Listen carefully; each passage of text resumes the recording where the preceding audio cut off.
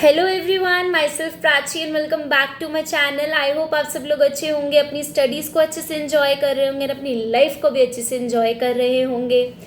This video is specifically for जिन लोगों को मॉड्यूल से पढ़ना नहीं आता, मॉड्यूल से कैसे पढ़ना है, मॉड्यूल किस लिए है, मॉड्यूल से पढ़ने की करेक्ट अप्रोच क्या होती है, ऑल अबाउट मॉड्यूल कि क्या मॉड्यूल की रेलेवेंस है हमारे कोर्स के अंदर।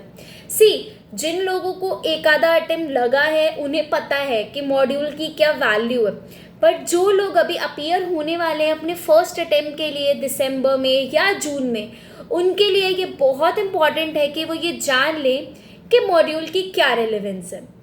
मैं आपके लिए मैंने टेलीग्राम ग्रुप पे काफ़ी सारे क्वेश्चंस पूछे थे, नॉट क्वेश्चन एक्चुअली एक पोल डाला था जिसमें मैंने बोला था कि आप लोग अपने क्वेश्चंस पूछ सकते हो, और आप लोगों ने काफ़ी सारे क्वेश्चंस मुझे उस पर पूछे। अलॉन्ग विद दैट मैंने टेलीग्राम पे भी पूछे थे, इंस्टा टेलीग्राम दोनों पे मेरे पास क्वेश्चंस आए हैं आप लोगों के, तो वो वाले जो क्वेश्चंस हैं वो हम एंड में एड्रेस करेंगे। लेकिन अभी के लिए मैं पहले आपको खुद से बताना चाहूँगी कि मॉड्यूल से कैसे पढ़ा जाएगा। मैंने एग्जीक्यूटिव में पढ़ा था मॉड्यूल से, ग्रुप 2 तक आते आते तो बहुत ज़्यादा जाग गई थी, वो और ज़्यादा अच्छे से पढ़ा था। एंड प्रोफेशनल में तो मैं कर ही रेफरेंस मॉड्यूल की रही हूँ, मैं मॉड्यूल के अलावा चल ही नहीं रही हूँ किसी चीज़ पे। बट आप लोगों की रेफरेंस के लिए मैं अपना एग्जीक्यूटिव का ही मॉड्यूल लेकर आई हूँ, सो दैट मैं आपको दिखा सकूँ कि मैंने भी मॉड्यूल से पढ़ा है। ये ग्रुप 1 का है, जूरिस्प्रूडेंस का, तो मैं आपको ये दिखाऊंगी अभी। बट सबसे पहले हम ये समझ लेते हैं मॉड्यूल होता क्या है। मॉड्यूल आपका जो ICSI आपको बुक भिजवाता है ना, वो होता है मॉड्यूल। लेकिन हम अब 2 कैटेगरी के स्टूडेंट्स होते हैं, सेल्फ स्टडी स्टूडेंट्स और जो लोग टीचर्स से पढ़ते हैं। अब जनरली क्या होता है, जो टीचर्स से पढ़ते हैं, टीचर्स जो नोट्स प्रोवाइड करते हैं या जो नोट्स क्लासेस के दौरान लिखवाते हैं, हम लोग उसी पे ही रिलाई कर जाते हैं प्रॉपर तरीके से। ये हर एक की ह्यूमन टेंडेंसी है, जो टीचर पढ़ा रहे हैं हम उस पर रिलाई करते हैं और इसको हम इग्नोर कर देते हैं। बट एग्जाम में उल्टा हो जाता है कि एग्जाम्स में कई बारी बुक के अंदर से ना पॉइंट्स उठा के पूछ लेता है, एक पॉइंट उठाया और उसी को पूछ लिया, कमेंट ऑन दिस लाइन, और वो वाली लाइंस जनरली हमारे टीचर्स हमें लिखवाते नहीं हैं या उनकी बुक्स में गिवन नहीं होती है।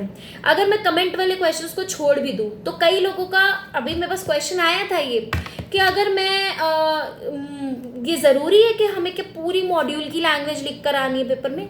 नहीं, देखो मॉड्यूल होता है आपको एक गाइड करने के लिए कि आपके कोर्स के अंदर, आपके चैप्टर के अंदर ये पूरा कंटेंट दे रखा है। सपोज आपने अपने टीचर से चैप्टर को कंप्लीट कर लिया, अब आपको क्या करेक्ट अप्रोच रहेगी कि आप कैसे मॉड्यूल को रेफर करें, क्या आपको अलग से मॉड्यूल से पढ़ना? नहीं, आपने अपने टीचर से पूरा का पूरा चैप्टर कंप्लीट किया, अब आप मॉड्यूल को खोलेंगे, मॉड्यूल को खोल के आप सारे के सारे टॉपिक्स को गो थ्रू करेंगे। अच्छा, ये डेफिनेशंस का है, ये मैंने पढ़ रखी है। अच्छा, ये सेक्शन नंबर 3 की बात कर रहा है, डन है। सेक्शन 2 की बात कर रहा है, डन है। आर्टिकल 15 की बात कर रहा है, ये पढ़ लिया मैंने। 16 की बात कर रहा है, ये पढ़ लिया। अच्छा, इसके अंदर ये वाला केस लॉ दिया है, क्या ये केस लॉ मेरे टीचर ने पढ़ाया है? नहीं पढ़ाया, तो मैं उस केस लॉ को एक्सट्रैक्ट करूंगी और अपने नोट्स के अंदर जहाँ मेरे टीचर्स ने बनवाए हैं उसके साथ में मैं एडिशनल या मॉड्यूल करके उस केस लॉ की रेफरेंस करके वहाँ पे उसको लिख दूंगी या स्टिकी नोट चिपका दूंगी। स्टिकी नोट्स मैं बिलीव नहीं करती, मैं पेपर कट करके चिपका देती हूँ या अलग से मॉड्यूल का हेडिंग डाल के मॉड्यूल के पॉइंटर्स लिख देती हूँ। खैर, मैं तो बनाती ही अब मॉड्यूल से हूँ। सो आप लोग ही कर सकते हो कि टीचर ने जो नोट्स बनवाए, अब देखो कॉन्स्टिट्यूशन का चैप्टर है, आपके टीचर आपको जितने भी मॉड्यूल के अंदर केस लॉज दिए हैं ना, हो सकता है सारे के सारे केस लॉज ना पढ़ाए। अब आप जब बुक खोलोगे ना, आपको उसमें छोटे छोटे बड़े बड़े बहुत सारे केस लॉज दिखेंगे, बट आपको पढ़ने चाहिए सारे के सारे केस लॉ, क्योंकि कभी कभी ना पेपर में डायरेक्टली लाइन देके पूछ लेता है इससे रेफरेंस वाला केस लॉ बताओ। अब कॉन्स्टिट्यूशन एक ऐसा चैप्टर है, कई सारे केस लॉज बनते हैं उसमें, टीचर्स कुछ पढ़ा रहे हैं, मॉड्यूल में कुछ दिए, क्योंकि उसमें काफ़ी सारे केस लॉज है। लेकिन एटलीस्ट जो मॉड्यूल के अंदर केस लॉ गिवन है उसको रेफरेंस दो, उसको अच्छे से पढ़ो, और अगर आपके टीचर्स नहीं पढ़ा रहे उसको लिखो। Same goes with the whole chapter, other chapters as well. आप टॉपिक्स को गो थ्रू करो, जो टॉपिक आपको लगता है मैंने नहीं पढ़ा या ये पैराग्राफ इंपॉर्टेंट है मैंने नहीं पढ़ा, उस पैराग्राफ को मैं लिख लूंगी अपने नोट्स के अंदर, ठीक है।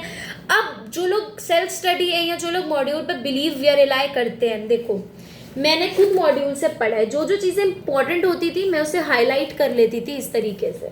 देखो ऐसा नहीं है कि मॉड्यूल से मैंने नहीं पढ़ा, ये आप देख सकते हो। और ये जो हाईलाइटेड पार्ट है ना, कई ये तो JIGL है, JIGL फिर भी मैनेजेबल हो जाता है, बट जो हाईलाइटेड पार्ट है ना, इसी को ही मैंने अपनी नोटबुक के अंदर नोट्स के तौर पे लिख लिया था।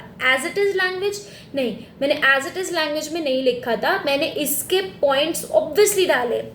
जैसे कोई एक लाइन ले लेते हैं, कोई भी एक लाइन मैं आपको बता देती हूँ फिर कैसे उसको हम कर सकते हैं। हाँ, जैसे अब आप बोलोगे कि ये वाला जो पैराग्राफ है इसकी हेडिंग यहाँ पे दी है, तो क्या मैंने यहाँ से पूरा लिखा? नहीं।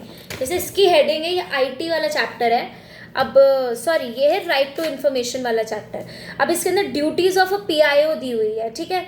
अब क्या मैं पूरा लिखूंगी? नहीं, मैंने सिंपल से लिखा कि इन्फॉर्मेशन आई इतने इतने दिनों में देना होता है। उसके बाद मैंने हेडिंग डाली, if request has been rejected by PIO communicate to the requesters.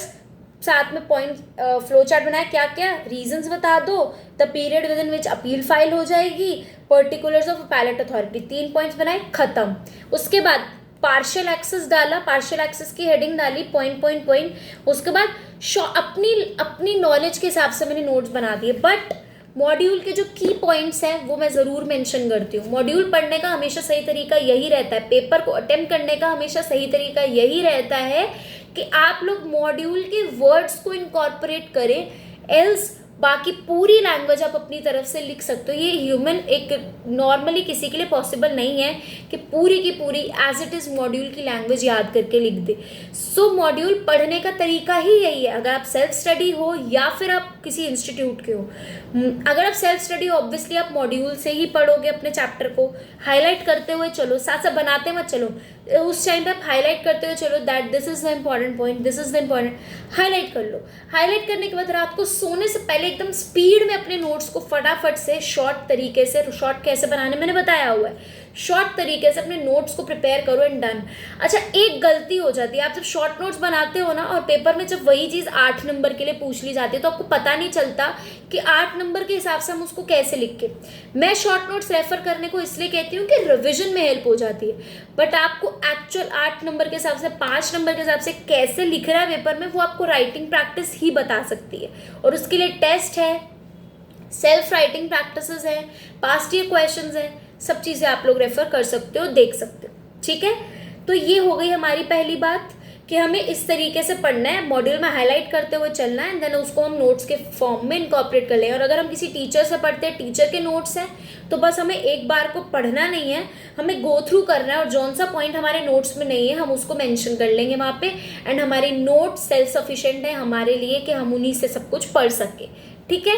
Case studies निकाल के अपने नोट्स में लिख लेनी है, इंपॉर्टेंट रेफरेंसेस लिख लेनी है, या कोई ऐसा पैराग्राफ पॉइंट्स है वो लिख लेना है। या समटाइम मैंने अपनी पिछली वीडियो में भी बोला था कि समटाइम टीचर्स क्या करते हैं ना, डायरेक्टली बेनिफिट्स जैसे प्रिंसिपल्स है ना, तो वो डायरेक्टली लिखवा देते हैं, बट जब आप मॉड्यूल खोलते हो तो प्रिंसिपल टाइप की चीज़ है, अलग से प्रिंसिपल का नाम होता है, principal number 1, principal of continuity, सब लेट्स से कॉन्टिन्यूटी, प्रिंसिपल ऑफ कोई भी principal of continuity, principal of third party में, ये ऐसा कुछ है नहीं प्रिंसिपल, मैं एग्जांपल दे रही हूँ। इस तरीके से हेडिंग्स दी होती है, ठीक है।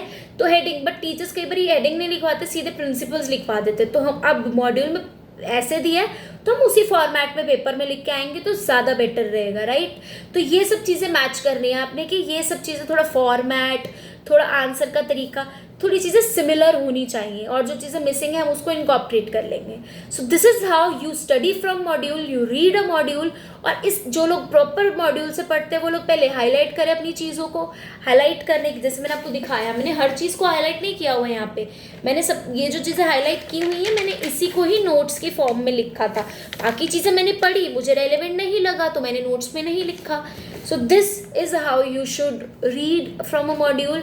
और ऐसे, और जैसे अगर किसी पैराग्राफ दिए बट पैराग्राफ में बात ही एक चीज़ की गई है तो उसी को शॉर्ट में लिख लो, बट रीडिंग के पर्सपेक्टिव से आपको मॉड्यूल फिर दोबारा देखना पड़ेगा। सो ये एक तरीका होता है मॉड्यूल को पढ़ने का अच्छे तरीके से। अगर मैं किसी और, जैसे देखो ये मैंने IPC खुला, तो जैसे एडिशनल पॉइंट्स जो है मैंने उसके लिए स्टिकी नोट लगा रखा है, अब आगे मैंने करा तो ये चीज़ें आ गई हैं। अभी मैंने बुक से पढ़े हैं, ऑब्वियसली मैंने मॉड्यूल को कई बार रीड कर डाला था, लेकिन मैंने इन्हीं चीज़ों को अपने नोट्स में भी लिखा था, सिर्फ हाईलाइटेड पार्ट को। और अगर कोई पार्ट बहुत बड़ा होता था जो मुझे लगता था नहीं है पॉसिबल, तो उस चीज़ को मैंने अलग तरीके से लिख लिया था कि रीड फ्रॉम बुक वंस। तो फिर मैं बुक खोलती थी और उसमें से एक बार रीड आउट कर लेती थी। So this is how module should be read. ठीक है, अब बारी आ जाती है आप लोगों के क्वेश्चंस की, जिसमें मुझे सिर्फ 2 मिनट लगेंगे, बट वो क्वेश्चंस काफ़ी अच्छे थे। तो मैं अब आप लोगों के क्वेश्चंस के भी आंसर दूंगी कि आपने जो जो चीज़ें पूछी उसके क्या आंसर्स रहने चाहिए। तो मैंने स्टोरी डाली थी ये वाली, जिन जिन लोगों को पता है, इंस्टा पे मैंने स्टोरी डाली थी। एंड मुझे क्वेश्चंस आते हैं। पहला क्वेश्चन आता है सीनियर, जो आंसर राइटिंग करनी होती है उसमें लैंग्वेज सेम लिखनी होती है क्या? मैंने बताया सेम लैंग्वेज नहीं होनी चाहिए, सिर्फ कीवर्ड्स उसमें होने चाहिए, बाकी आपके खुद की लाइंस, खुद की लैंग्वेज हो सकती है, बस इंपॉर्टेंट पॉइंट्स उसके अंदर हाईलाइटेड होने चाहिए। मैम आप कौन से एज में सीएस बने? मैं सीएस नहीं हूँ, मैं सीएस प्रोफेशनल में हूँ अभी। एंड आपकी एज 23 है, आप अभी भी एग्जीक्यूटिव में हो। ऐसा कुछ नहीं है, बट हाँ, आपको अगर लग रहा है, आपका अगर एम है सीएस करने का, तो फिर उसमें एज नहीं इतना वो करो उसके अंदर आप, बट हाँ साइड में अपनी कोई ग्रेजुएशन या ऐसी कोई चीज़ लेकर चलो। इस बारे में हम कभी आराम से बात करेंगे, ये मॉड्यूल की बात है। How to study from module and sir notes, ये भी मैंने कवर कर दिया कि कैसे टीचर्स के और खुद के नोट्स से पढ़ना है, मतलब टीचर्स के और मॉड्यूल से कैसे पढ़ना है। Can we rely on module only? 100% you can rely on module. 1% भी आपको इधर उधर जाने की नीड नहीं है। हाँ, उसके अलावा अमेंडमेंट्स को गो थ्रू ज़रूर करते हुए चलना, क्योंकि अमेंडमेंट्स आती रहती है जो मॉड्यूल में तो नहीं आती, सो वो गो थ्रू करना। How to study CAFM and from where to practice question, ये मैं एक CAFM की जब वीडियो लाऊंगी उसमें बात कर लूँगी, बट स्टिल CAFM वगैरह मैंने वीडियोस बना रखी है, आप उसको चेकआउट कर सकते हो। अब बात कर लेते हैं मेरे टेलीग्राम ग्रुप की, जिसमें भी काफ़ी क्वेश्चंस आए थे मेरे पास। सो एक बार हम वो भी गो थ्रू कर लेते हैं। ऑल राइट, सो मॉड्यूल ये रही। By the way, my question is how to refer chapter like Constitution from module, as they hold a good number of pages and they are not easy to read. I told you, आप topic को go through करो, topic देखा आपने, आपके notes में वो चीज़ cover है, that's it. हाँ, कॉन्स्टिट्यूशन जैसे चैप्टर में मैंने अभी बोला, केस स्टडीज, सॉरी जैसे केस लॉज के रेफरेंस है, वो चेक करो कि ये केस लॉ मेरे वाले में है या नहीं है तो उसको इनकॉर्पोरेट कर दो अपने नोट्स के अंदर।